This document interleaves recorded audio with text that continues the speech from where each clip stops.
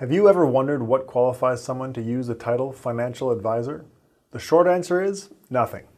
Financial advisor is not a regulated title. Anyone is free to use it. Most of the people that do use the financial advisor title are licensed by a provincial regulator to sell certain financial products. They might be licensed to sell insurance, mutual funds, or stocks and bonds.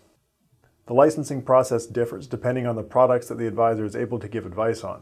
Some licenses are easier to obtain than others, and it's not always easy to tell who is licensed to sell what. I'm Ben Felix, Associate Portfolio Manager at PWL Capital. In this episode of Common Sense Investing, I'm going to tell you what to look for when you need financial advice.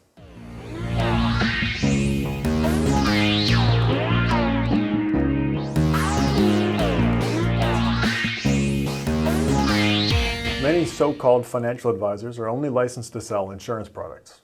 For the unwitting investor, this is not always immediately obvious. An insurance agent is usually able to sell life and health insurance, segregated funds, and annuities. Some of these products can be sold as investments, but they come with hefty fees and will often result in penalties if you want your money back. An insurance agent gets paid when you buy an insurance product, so they're motivated to sell insurance products. Getting an insurance license requires completing a training course, passing one closed book exam, and obtaining sponsorship from an insurance company. There's nothing wrong with being licensed to sell insurance, but when you are seeking financial advice, you might want to know that your advisor has more qualifications than a license to sell you insurance. Another common license that a so-called financial advisor might have is a license to sell mutual funds. Similar to an insurance license, a mutual funds license limits the advisor's toolbox.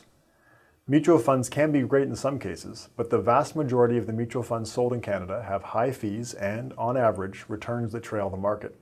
Obtaining a mutual funds license involves one closed book exam and a period of supervised activity. The licensing process for mutual fund salespeople is fine, but it is important to understand that the license is for selling mutual funds, and that's it. If you are seeking out financial advice, a license to sell mutual funds may not be a sufficient qualification. The most challenging form of financial licensing to obtain is the securities license.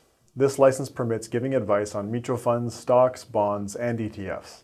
Obtaining this license requires passing 3 exams, undergoing a period of supervised training, and completing a 30-month proficiency course on wealth management.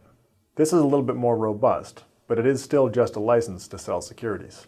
Someone who is licensed to sell securities can take their registration a level higher by becoming a portfolio manager.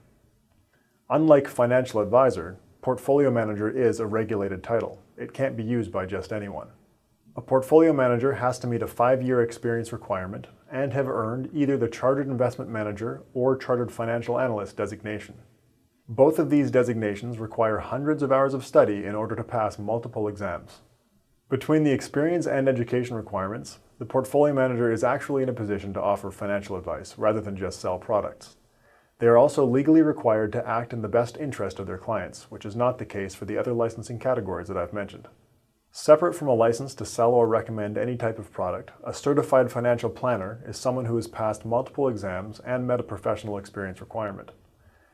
Many certified financial planners may also be licensed to sell some type of financial product, but it is not a requirement of the designation.